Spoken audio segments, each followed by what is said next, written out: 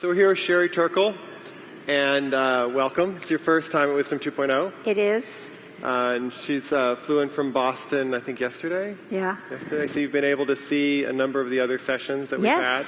Yes. Good. So I want to ask you a little bit about that. But before we do that, we titled this The Questions That We're Not Asking. And I think particularly in the tech community, there's often a lot of questions we're not asking. You know, we don't always ask where our cell phones were made or how they were made by the workers.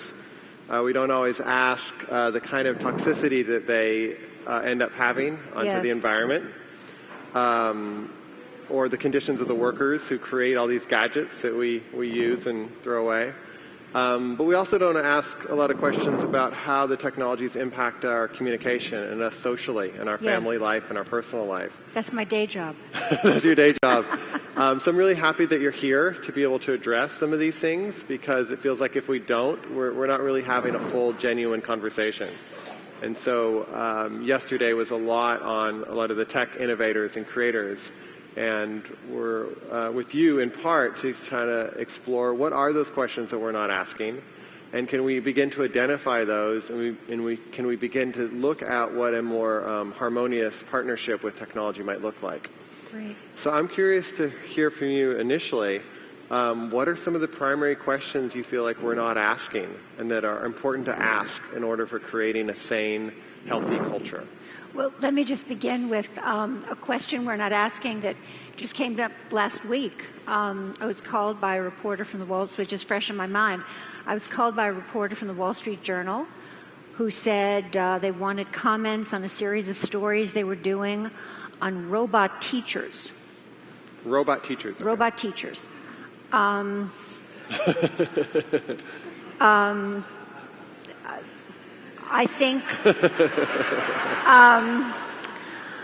think it's not. There are so many wonderful things for robots to do. So many wonderful things for robots to do. This is not an application where I think we need robots. I think that what children need as they grow up is the mentoring, the conversation, the sense of connection and attachment with someone who cares about them. This is what's nurturing to a child in a teaching situation. And then in my own work, there's a big push, as many of you know, in Japan and now here, to bring robots into companionate relationships in elder care. Not the kind of robots that will help lower an aging body into a bed, which I'm all for, or help an elderly person stay at home longer in their home, which I'm all for, but really be a best friend. And in my experience, the most wrenching moment in my research came when an older woman who had lost a child tried to talk to a robot designed to make her think that there was somebody home about the loss of this child. She was fooled into thinking that she was really talking to this machine. And all of the people on the team who had provided her with the robots and the people at the nursing home stood back and watched this, cheering on this relationship with her robot, as though we were onlookers to something wonderful. Wow. And it was so depressing, because she was trying to have a moment of meaning with a creature, in quotes, that had no idea what she was talking about. And you know, all of this emphasis on what this technology can do for us always emphasizes, can we fool people into thinking the robot, into talking to the robot? But you know, somebody is supposed to be listening to the stories of our elders. And we need to be thinking about the connection of what about our teaching our children that they are there to listen to elders, not just that we can fool people into listening into the tech. So these are some of the things that are not in the current conversation about the marvels of technology. And how about the place, because your other book, your most recent book, is Alone Together, and the sense of isolation and the challenges of living in a culture where we're essentially can be constantly entertained at a moment's Yes. notice. Well, I think that technology makes us. I was just taking kind of last week as a. I was beginning with last week where I was interviewed about robots. I live in the summer on a cottage near the dunes that Thoreau walked, and I look out the window and it looks like that New Yorker cover where people stand at the beach on these dunes. Instead of looking at the sun and the sea and the sky, their faces are down typing, and they are not talking to their partners or their children. They're elsewhere. And, it's wonderful to be able to be connected all over the world at any time, but technology also can remove us from being present. And there's been so much wonderful at this meeting about being present to the moment. And I think we need to acknowledge that technology makes us vulnerable. I think we're also very vulnerable to having technology take us away from our present, from our presence to the moment. So what I feel like saying to those people who are there on Thoreau's dunes, look up, look at the sky, and start the conversation. Be present to the moment and start the conversation. Yeah. And what is it about the conversation that you feel is different when there is a direct human-to-human conversation versus all these conversations that are happening? So the person who's on his or her phone could be having a conversation with somebody miles away, and they're saying, wow, this gives me the opportunity to have more and more conversations with more and more people. Well, it is. But it's first, my answer is in two parts. First, technology offers this possibility of three gifts from the fairies that face-to-face doesn't, which is what makes it so seductive. It promises that you can always be heard, you can put your attention wherever you want it to be, and you will never have to be alone.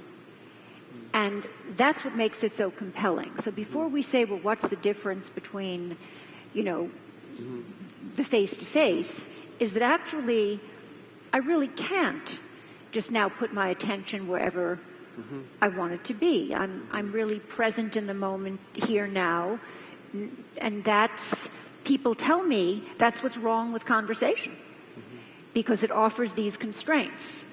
But that's what's right with conversation. So we have to acknowledge that a generation is growing up getting used to the seductive power of experiencing what's these three things, these three promises, as what's wrong with conversation. Right. And we have to somehow, in our wisdom, remind them that that's also what's right with conversation. Yeah. So I'll say to people who will say, I'd rather text than talk, what's wrong with having a conversation? And they'll tell me, you don't know where it's going to go, and you can't control what you're going to say. If it's a one-on-one live conversation, Yeah. What's wrong with having a conversation face-to-face? Because there is a flight from conversation, a kind of phobia for conversation among some young people. I'd rather text than talk. And they'll say, you don't know where it's going to go, you can't control what you're going to say, and you can't present yourself and edit who you're going to be. Right. There's no retouching. Online I can tweak it, I can think about it, I can present myself exactly as I want to be. Right. It's like the Goldilocks effect, I call it. Not too much, not too far, just right. And that's what's right. That's what's wrong with face-to-face conversation. Yeah. I can try to be as cleaned up for you as I can try to be, but basically, I'm here in person and you get to see pretty much something of who I am. That's why you fly me here instead of doing this online. Yeah. But all the things they're saying about what's wrong with conversation is also what's right with conversation. Because, we're human beings, and it's in our silences, it's in our hesitations, it's in our body language, it's in our It's in our presence that we reveal ourselves to each other. Yeah. And that's what online conversation doesn't have. That doesn't mean that there isn't rich, important connection to be made online. It's not putting anything online down. It's just putting it in its place and saying it's part of the human repertoire. Yeah. But to have a generation grow up that becomes phobic about it because they yearn for the sort of social control of being able to tidy up any messiness in their communication, that worries me. Yeah, and my guess is that is connected to the lack of solitude and the fear of solitude and the inability to actually be in a space where there isn't entertainment coming at us. Well, that brings me back to the three promises of the fairies that digital life makes us. So the first was you can be heard whenever you want to be heard. The second had to be you can remove your attention whenever you want to remove it. And the third was you never have to be alone. And it's that third promise that you never have to be alone that turns out, I think, to be one of the most compelling, but also one of the most paradoxical and dangerous, psychologically dangerous. No, but because the capacity to be alone, the capacity to be in solitude, and I'm making a difference between loneliness, a crucial distinction between loneliness and solitude, is really crucial for relationships. It's crucial for conversation. It's crucial for creativity. It's crucial for leadership, collaboration. Solitude is where you gather yourself so that you can come to another person and really have a conversation and really discover another person for who that person is, rather than just using another person as a kind of spare part to fill your fragile sense of self. So a technology that you use to just always be connected has this paradoxical effect that it can make you more lonely. And if you don't teach your children how to be alone, they'll only know how to be lonely. Wow.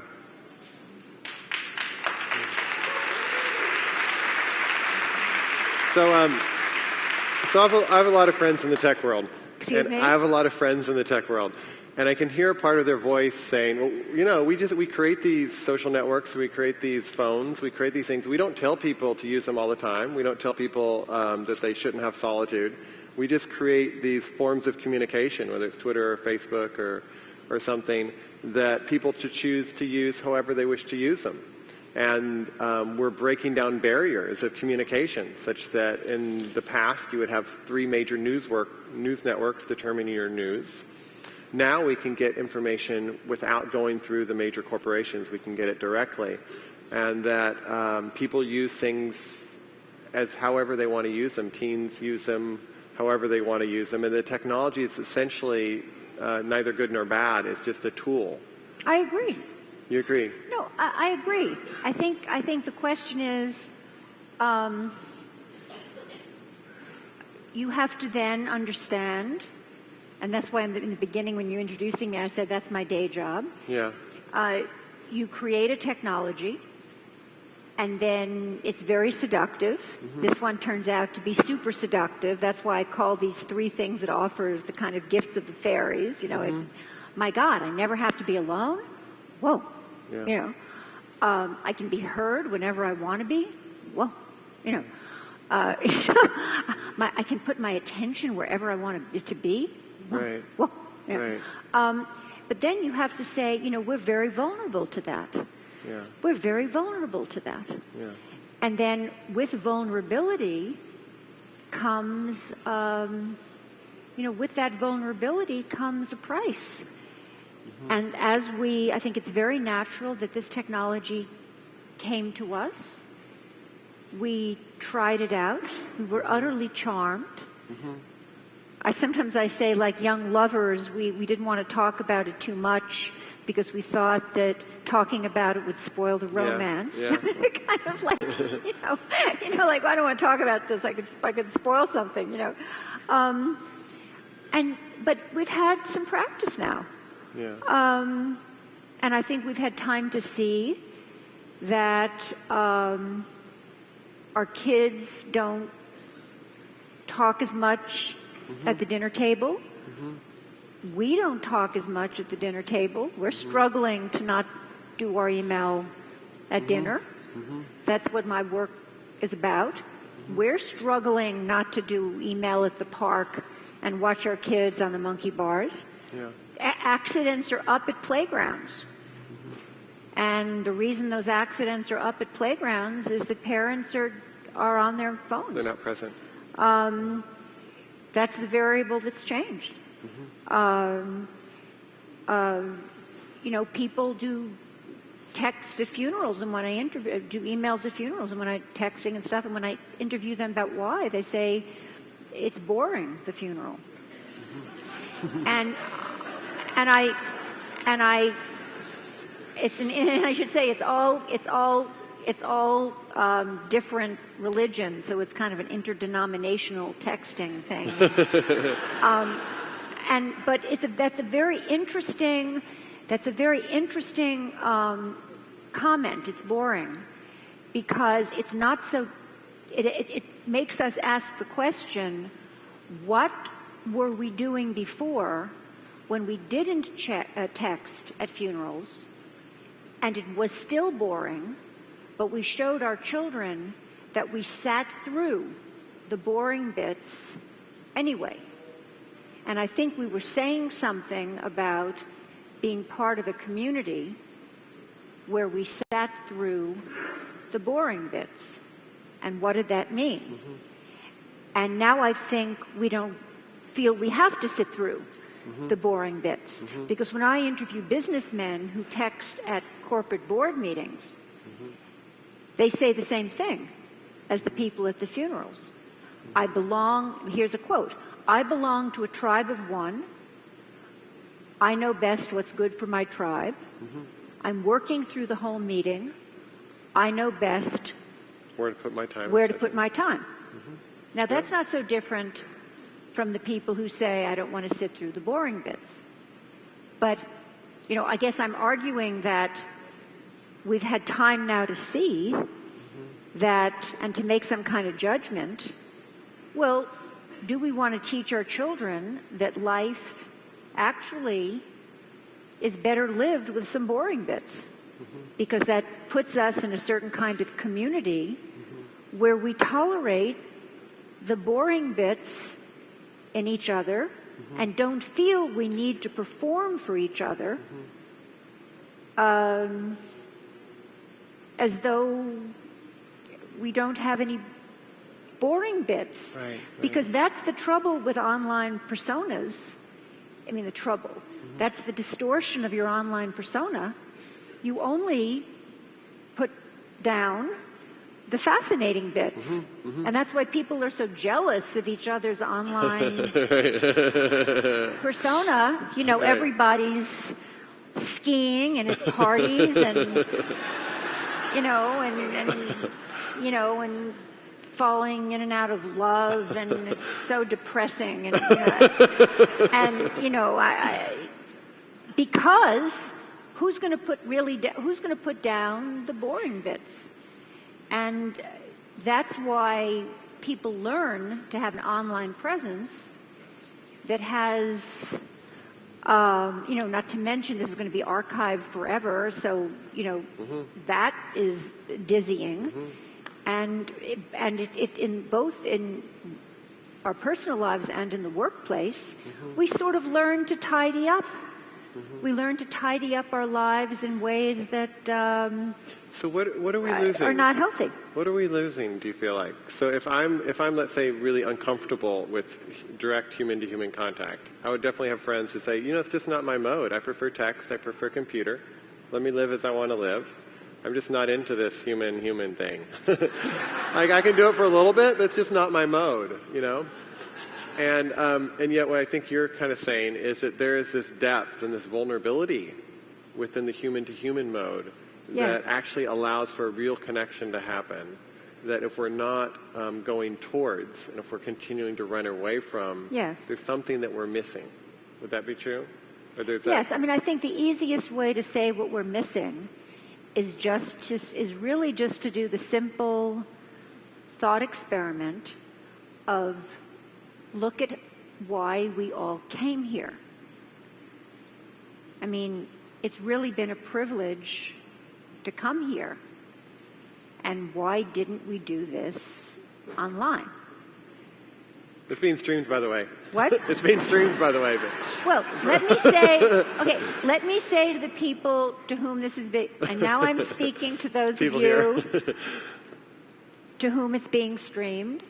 I'm sure this is wonderful to hear these speakers, but this has been an extraordinary experience to be here.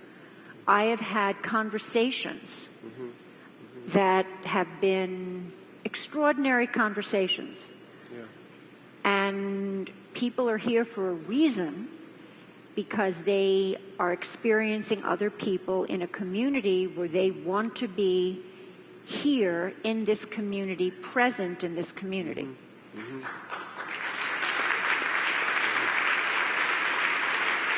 So, I could answer this question in terms of attachment theory. I could go into,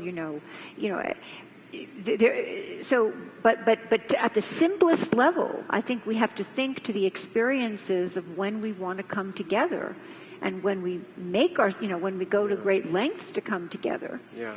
And why I'm so glad you didn't Skype me in, because I said, I'm flying, we'll Skype you in. Yeah. I would have missed out on really the best. Yeah.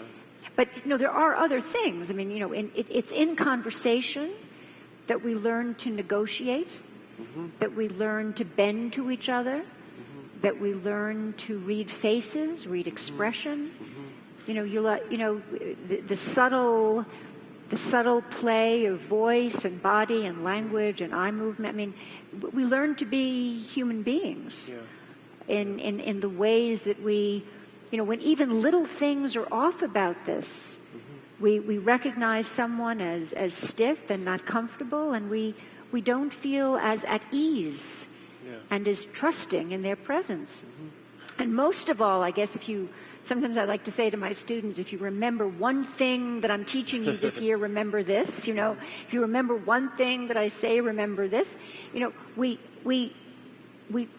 children, as they grow up, learn how to have conversations with themselves by having conversations with other people.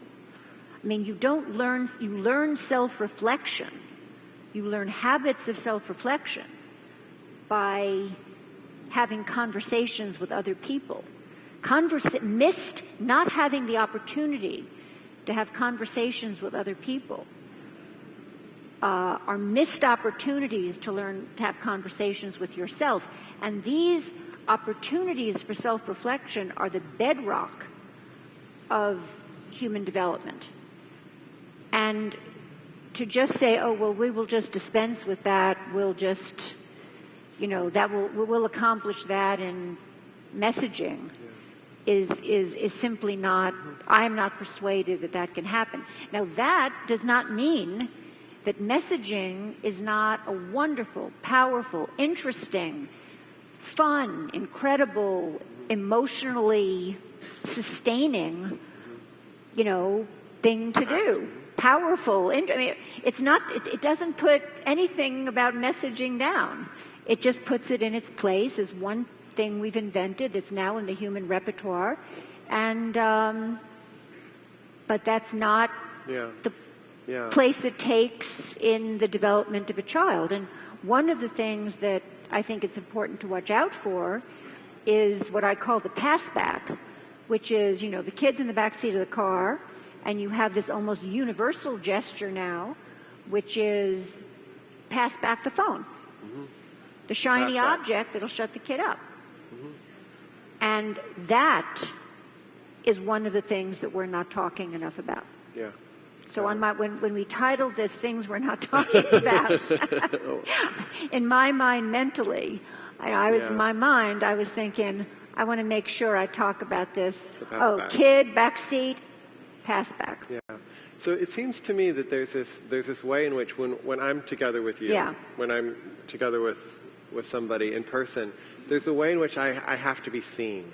I mean, I can try and put up a front, I can try and put up a facade, I can try and put up the best persona I can, but because I'm live with you, I feel like there's a certain vulnerability, like I'm actually being seen, and I'm also seen.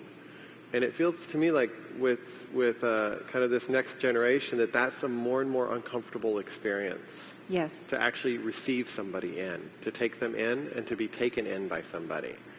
And I'm wondering, how does that, considering that the cell phones aren't going away, the social networks aren't going, all this stuff is going to be here and it's going to be used and enjoyed. Yes. How do we cultivate or encourage an ability to really connect so that everything else is used within that context versus everything else used as a means of trying to placate our own feelings of isolation?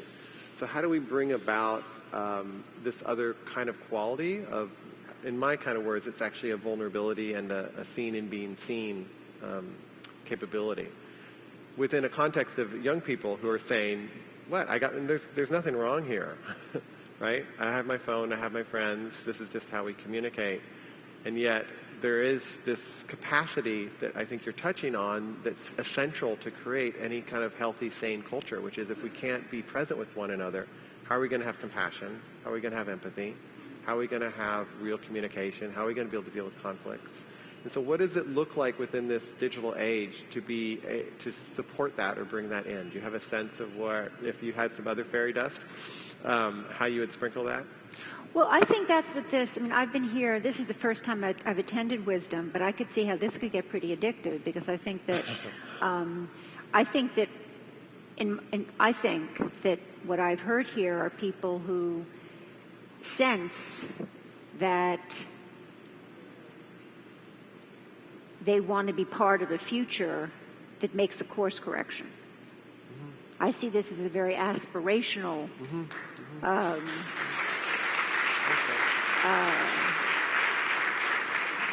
a very aspirational conference. I mean, I don't think it has a mission statement, but I think we don't have a mission statement. Right. But try to avoid them, but yeah. But I think that there's a sense that we've invented something powerful, wonderful, and let's make sure it contributes to the best world it can be. Mm-hmm. And also a sense that at the same time that it's powerful and wonderful, a lot of people are using it to say, I'd rather text than talk, and I want to hide behind it. Mm-hmm. And a feeling that we're still the generation who kind of created it, mm-hmm. and that wasn't what we had in mind, mm-hmm.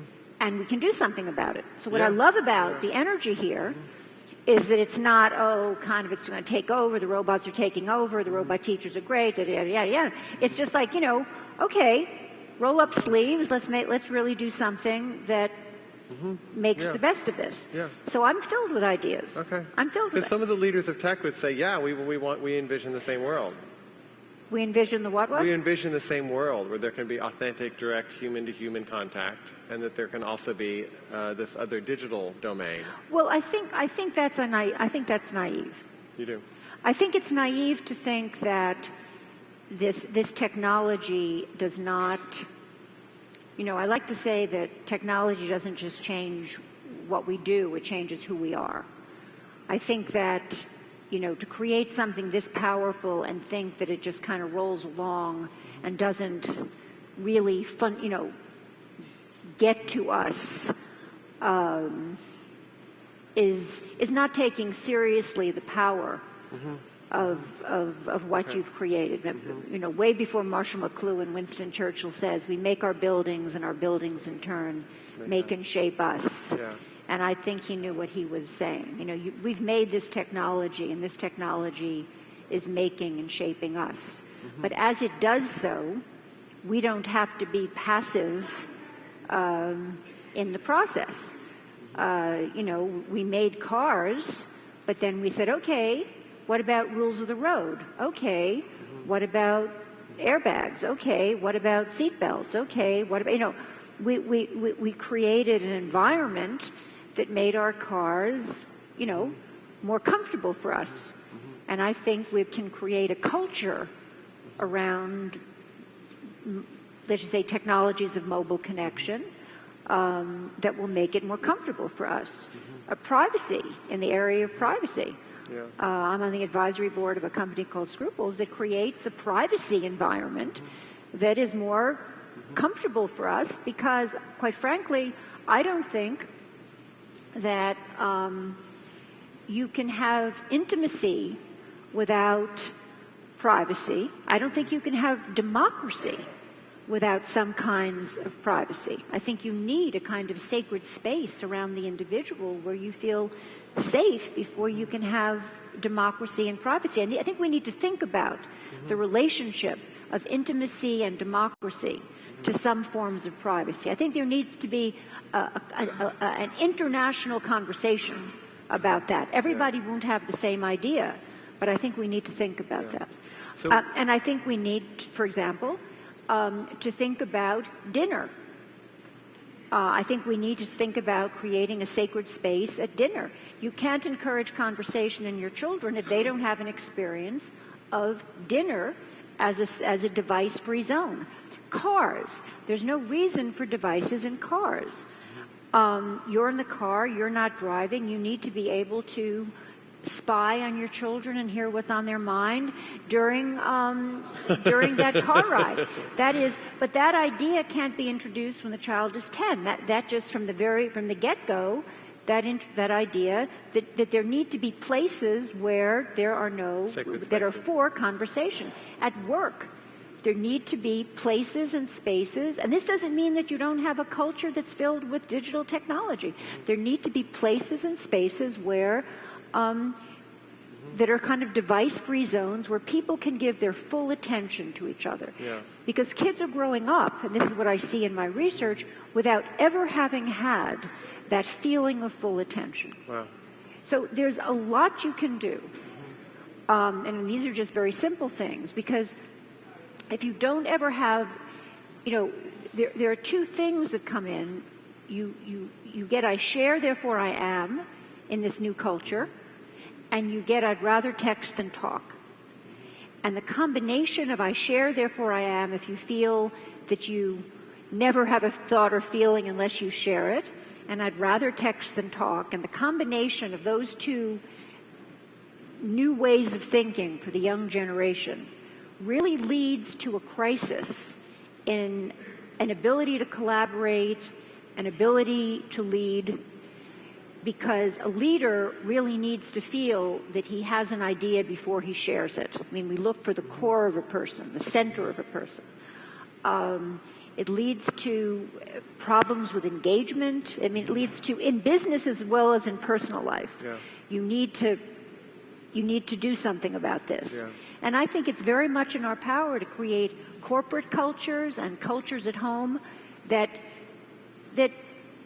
push back and that create places where human beings like us are more comfortable living. And they can give their full attention. And where we can give each other, that is the key, where we give each other our full attention. And so many of the talks here have been about living in the moment, giving each other our full attention, looking up from our device, our preoccupation, our whatever has decentered us. It doesn't have to be a device. It can be our stress.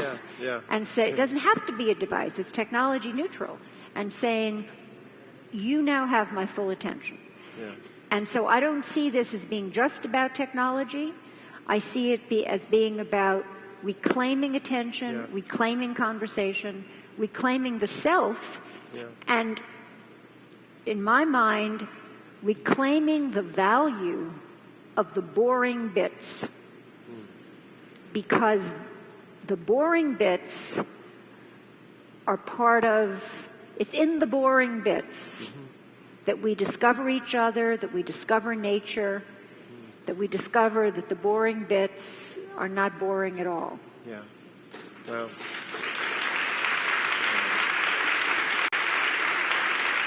I don't think anybody's bored at this moment. But this may seem like an odd example, but on Facebook, we have a page, and we post things. And Paul Zelzer, who's here, is great. He's our social media dude. But the post that was shared the most and got the most likes was this image of 5 cell phones sitting on a table. And the suggestion at the top said, your next meal, everybody put their cell phones down. It's like taking out your gun and put it on the table, stack them up, and if the first person to ever reach for their cell phone pays for the meal. People loved it, right? And so we were thinking of doing it here at lunch, which still could. Like everybody has to take it out. And I'm wondering, we just have a few minutes, I'm wondering, there's this instinct I think that people have. There's this very confusing relationship we have with our devices, that we love them, but we also feel like they're impacting us in ways that we're not quite sure are very healthy. And yet when given the opportunity, it seems like more and more people are showing up here, more and more people are saying, wow, I want these other experiences. Numerous people from the tech industry, when I told them you were speaking here, they said, oh, I loved her talk at TED. Like, I really enjoyed her.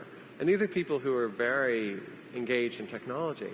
And I'm wondering, we just have a few minutes, do you want to speak a little bit to what you see as that other underlying urge that might be trying to come up, and why that solitude piece, I know you've spoken somewhat to it, but why that solitude piece is so important?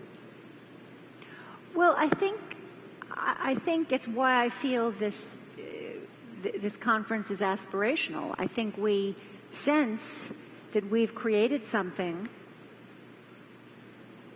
that's gotten us in a little over our heads, that we've touched on something very intimate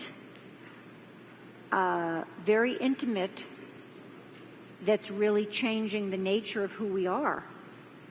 And it's like we sense instinctively that we've gone someplace we really didn't mean to go. Because without the capacity for solitude, we sense that we've created something that is challenging our capacity for solitude. Mm-hmm. Not because we wanted it to, but because that's what it touches.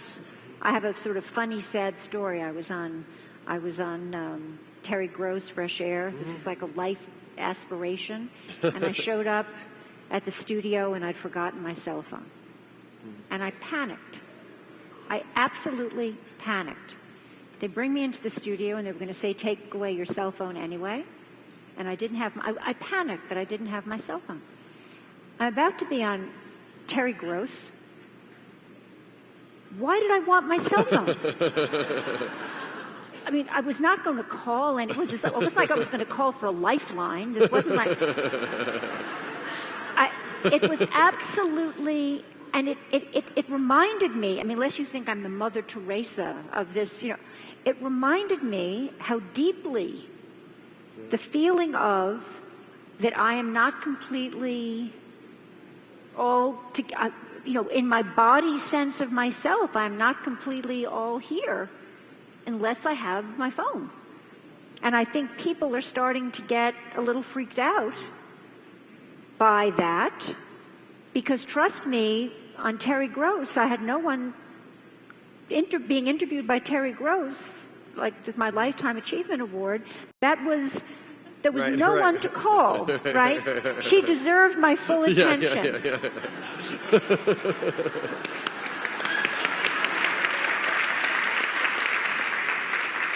So I think we see that, and I think we're saying no. Yeah. We need to get a grip, and for our children, we need to get a grip. Mothers are breastfeeding their children, and they're not making eye contact with their children. They're looking at their phones. The child is trying to get closer. Mothers are looking at their phones. We know that's not, we sense that that's not quite right. I think we're trying to make a course correction We're not quite sure how to do it.